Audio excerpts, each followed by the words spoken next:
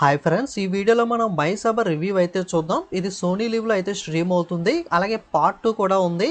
So టోటల్గా 9 episodes అయితే ఉన్నాయి. దీని గురించి చెప్పాలంటే ఫర్ ఎగ్జాంపుల్ మీకు త్రిబుల్ ఆర్ తీసుకున్నట్లయితే దాంట్లో ఏంటి కొమరం భీం సీతారామరాజు క్యారెక్టర్ని తీసుకుని రియల్ టైం క్యారెక్టర్ని వాళ్ళ మధ్య ఒక ఫిక్షనల్ స్టోరీని యాడ్ చేసి అయితే మూవీని తీశారు కదా.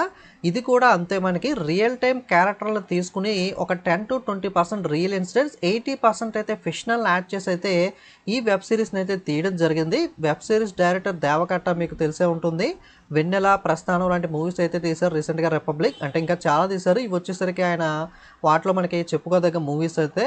సో డైరెక్టర్ అయితే మనకి బాగానే తీస్తారు ఇటువంటి సబ్జెక్ట్స్ అయితే కనుక. సో ప్రస్థానం మూవీ చూసినట్లయితే మీకు అర్థమవుతుంది.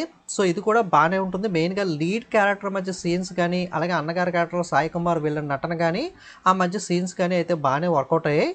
కాకపోతే సిరీస్ అయితే కొంచెం లాగ్ అయితే ఉంటుంది మిడిల్లో. సో బట్ ఎవరికైతే పొలిటికల్ డ్రామాస్ నచ్చుతాయో వాళ్ళైతే డెఫినెట్గా ఒక లుక్ అయితే వేయచ్చు. ఓకే, టోటల్గా 9 ఎపిసోడ్స్ ఉంటాయి. కాస్త లాగ్ అనేది భరించి కొంచెం మీకు పాసింగ్ చేయగలిగితే కనుక పర్లేదు, ఒకసారి అయితే చూసేయచ్చు. సో చిన్న చిన్న వల్గర్ వర్డ్స్ కానీ మనకి అక్కడక్కడ సో ఒక ఐటమ్ సాంగ్ కానీ ఉంది. సో వాటికి తప్ప మిగతాదంతా కూడా పర్లేదు, ఫ్యామిలీతో కూడా చూడొచ్చు.